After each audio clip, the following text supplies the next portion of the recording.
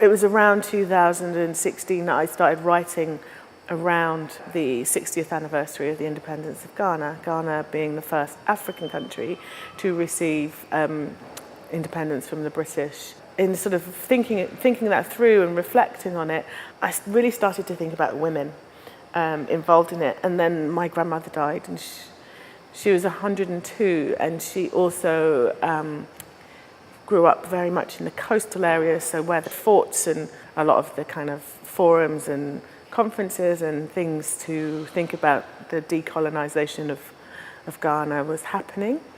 And I kind of was trying to sort of imagine what a life would be like. You know, you've grown up within this kind of colonial system, and then there's this independence, and even if you're a poor woman like my grandmother, it was still very much part of that narrative. And I wanted to start to think about those kinds of narratives that are women's narratives that are contributing to a kind of a political moment, but they're very much every day.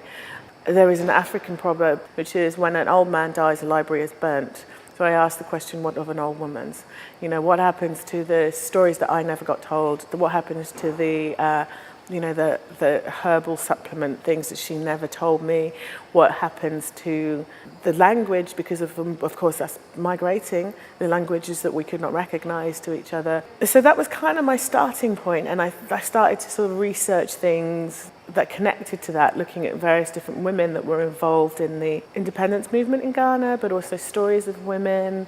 So I have shown at Baltic before, and I made a piece which is called The Queen in the Black-Eyed Squint. So one of those women was Monica Amakafika, who was the first Miss Ghana, and how she was kind of involved in that kind of independence celebration. But the way it seemed very logical for me to think about it really has been through staging, has been through kind of really working with all of these ideas in the present, and how they are kind of embodied within me and within other women. I came upon a poem by a Ghanaian woman writer, Ama Ata Edu, and it is called, As Always, a Painful Declaration of Independence. And it is a story of a woman declaring her independence. She uses analogies of the country of Ghana, separating from a man, post-coloniality, also this kind of unknown zone where you don't really know what's going to happen. You've put something into place, but you don't know what's going to happen. And so that was shared with a number of different women across the world, women of colour, who I asked to respond to. And it was from there that the declaration started to be born. And I've just built it up from there, doing other performances, and I've kept in touch with the women, kept the kind of dialogue going around pulling this together in circle and ritual. And so when the opportunity came to do it in Baltic and as exhibition, it was kind of a really interesting point to sort of think about what that performativity then translates to into a kind of exhibition space as well. So the space that I've created here at Baltic, I suppose, kind of extends the conversations that I've had with the women, and then also into the histories and kind of the sort of deeper research around some of the conferences to negotiate these deals that became independence through Pan-African movements, through non-aligned movement, women's conferences, all kinds of things that kind of bring about these moments, and really looking at those spaces, looking at the kinds of formats really. I was really more interested in the structures and then the imagery, the way that we kind of create the imagery, the way that it looks. I mean, I've read the speeches and the declarations, but I wanted to kind of really make something that kind of echoed those kinds of looks. But I also wanted to think about that something as being very particular to, as a proposition that's very particular to a kind of women of colour present day kind of context.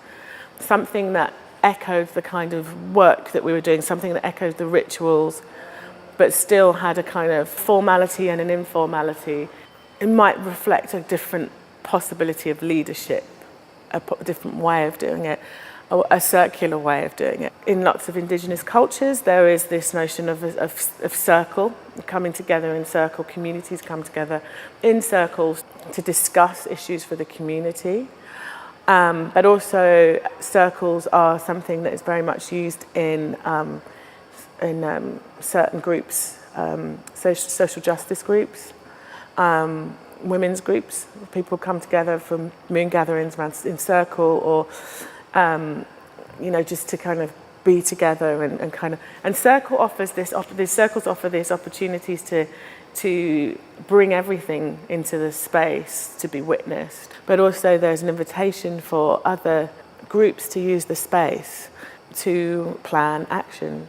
And these actions can be, direct action, or they could be actions that are quite small but actually help to self-determine those communities, or to help to expose something that is quite unjust. So in a sense, there's also this thing of creating these moments, these stopping points of circle, and then from that is also growing other things that don't live in the gallery or don't live in a performance. This is for Amma. This is another declaration of independence for the women who contribute to me, inspire me, keep me alive, my mothers, lovers, sisters, daughters, cousins, comrades. Today we honour all those who came before and all those who are yet to come. Be here, be here. Today we gather here with you in grief and celebration.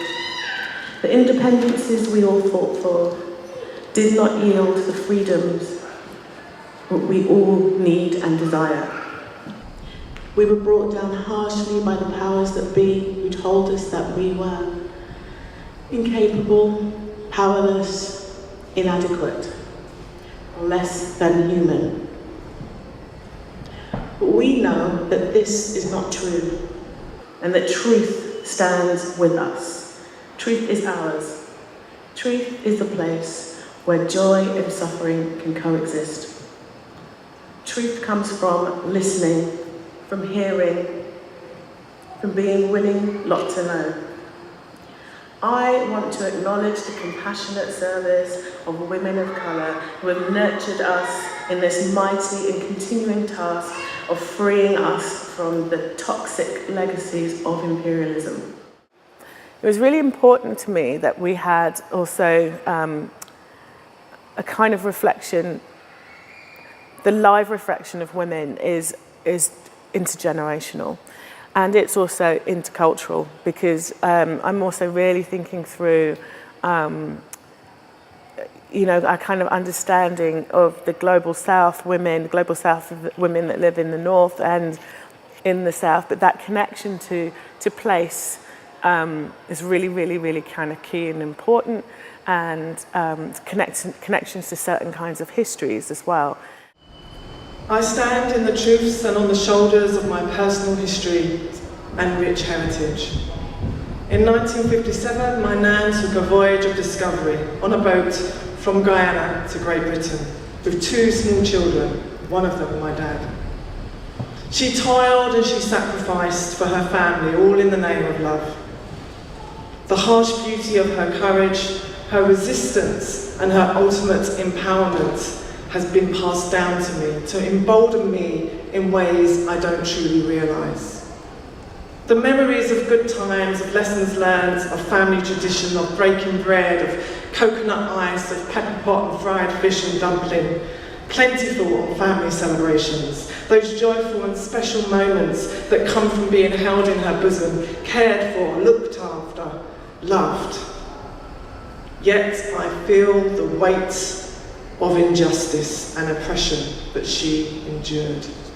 The fury, the exhaustion, the emotional labour of the black woman passed down through generations. I was also thinking about those different things that were kind of exploded through colonisation and dispersed and forgotten, that actually start to be able to be kind of thought through again. So when we not only have the different ages of of women and the different bodies of women, because not all women are born in gendered female bodies, but we also have a sense of our ancestors and our ancestries and the things that are going to come, the people that are going to come after us as well. So in a sense, I feel that that is something that I'm interested in evoking within the work. My figure that calls is actually a hologram. Although I initially had a kind of reluctance to sort of that kind of futurity of image, actually the holographic image is something that you can call up, so you can recall, so you don't know whether I'm alive or dead, or, you know, coming from somewhere else or beaming in from another galaxy or something. So it's really part of the imaginary that I think that I'm trying to kind of think through, particularly in our world of digital communication, and the fact that I actually, when I started this project, much of the communication that I was doing with the women that are my intimate, distant friends was over Skype. For me personally, the beginning is just something that I feel like I really wanted to contribute to this ongoing conversation, which is remember a future from another dream and hold on, open your mouth. I like that. Remember a future from another dream. That's so like my grandmother's prayer. Really? And I've been, so over many years, been really, really thinking about how you work with people. So I actually choose the people. I actually have relationships with the people that I work with. That's what I bring to the work. I know how to work with people. And then also to thinking about how you acknowledge them and how we also support each other to bring each other up and work across discipline and across ages. So this is all kind of underlying this project in a way.